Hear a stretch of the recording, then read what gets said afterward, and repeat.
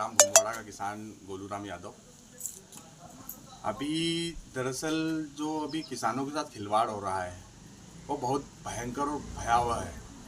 क्यों है उसका कारण है, जैसे पहले किसानों के लिए कपास सीसीआई भारतीय कपास निगम द्वारा सीसीआई प्रणाली बनाई गई। उस प्रणाली के अंतर्गत किसानों को कहा गया कि आपको पहले पंजीयन करना पड़ेगा, पंजीयन करने के बाद फिर आपको स्लॉट बुकिंग करना पड़ेगा, उसके बाद आप मंडी में कपास ले जा सकते हो। उसके बाद बहुत सारी समस्याएं आई, उसके हमने सामने किए और किसानों ने फसल अपनी जैसे तैसे बेची। अब अभी एक मौसम की मार हमारे किसानों के ऊपर गाज गिरी है। जैसे ओलावृष्टि हुई, बारिश हुई, तूफान आया, उसमें फसलें ख़राब हो गई। तो फिलहाल हमारे यहाँ किसानों की स्थिति बहुत ख़राब है और हमारा किसान अनपढ़ है, ना कि कोई पढ़ा लिखा या ग्रेजुएट है। भारत का किसान लगभग 70% से ज़्यादा किसान अनपढ़ है, जिसको बात करने का भी तरीका नहीं आता है। बहुत सिंपल किसान है, उसको जिस व्यक्ति ने जैसा बता दिया वो वैसे करने लग जाता है। अभी आज की स्थिति, अभी एक भाई साहब हमारे मलगांव के आए थे हमारे यहाँ सेवा सहकारी संस्था में खाद लेने के लिए। उनको मूंग की बुआई करना था। तो ये हमारे भैया हैं राकेश भैया, आइए राकेश जी। अच्छा, आप मूंग की बुआई अभी कर रहे हो, तो अभी क्या फसल खाली हो गई? किस कारण से, कैसे कर रहे हो? वो क्या हुआ कि अभी ओलावृष्टि हो गई, चने खराब हो गए, तो फसल नष्ट हो गई। अब गरीब आदमी अब क्या करे, अब मूंग बो के अपना गुजारा करेंगे जैसे तैसे। तो चने मतलब उसमें कुछ भी लगे नहीं, कुछ खत्म भी ही हो गए? बहुत पतले हैं, मतलब इतने बहुत बारीक से है। अच्छा, तो मतलब एक बोरी खाद लगेगा आपको लगभग? हाँ, एक बोरी खाद लगेगा। तो यहाँ पे खाद लेने क्या बोला? यहाँ पे आया तो बोले कि टोकन लाओ।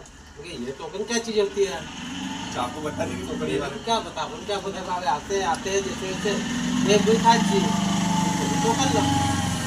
तो एक समस्या का सबसे बड़ा ये वो है कि जैसे शासन ने टोकन प्रणाली चालू कर दी खाद के मामले में।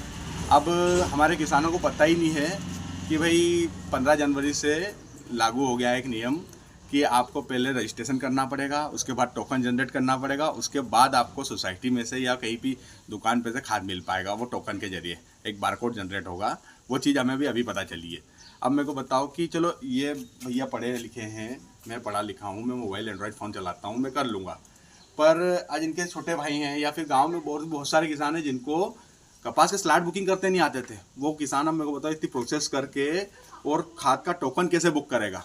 आज उसे बोनी करना है, भाई को एक बोरी खाद चाहिए था और आज इन्हें मूंग बोनी करना है। क्यों? क्योंकि चने की फसल खराब हो गई, उसका रोटावेटर किया, उसके बाद इनको मूंग बोनी करना है कि यार चलो भाई 2 पैसे मिल जाएंगे। भाई अब जो लागत लगी कहीं से तो निकालना पड़ेगा ना, कि बच्चों को भूखा तो नहीं मारेगा कोई भी व्यक्ति। भाई किसान को भरण पोषण तो करना पड़ेगा।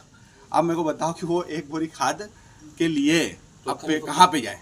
भाई एमपी ऑनलाइन वाले पास जाएगा, 150 रुपये वो लेगा। उसके बाद भी किस प्रकार से होगा? अभी तो उसके माथे पे वो पड़ गया है कि भाई अब एक बोरी खाद के लिए मेरे को क्या करना पड़ेगा। और मान लो उसके दिमाग में एक बिना खाद से यदि बो दूंगा तो मेरा उत्पादन नहीं होगा। तो भाई अब मेरा शासन प्रशासन से कहने का ये तात्पर्य है कि हमारा किसान अनपढ़ है। भाई हमारे किसान के प्रारूप में ही योजनाएं तैयार की जाए, ना कि कोई उसे उलझा कर लाइन में लगा कर और कि भाई ऑनलाइन आपको ये करना पड़ेगा, वो करना पड़ेगा। इतना यदि किसान को आ जाता तो आपको वहाँ गद्दी पर नहीं बिठाते, हमारे किसानों को ही बिठा देते। और बहुत जल्द वो समय आएगा कि जब हमारे किसान पुत्रों को या हमारे किसानों को ही हम मौका देंगे और वहाँ पर बिठाएंगे, ना कि हमारे लिए आप ऐसी गलत योजनाएं बनाएं और हमें लाइन में खड़ा करें। जय हिंद, जय भारत, जय किसान।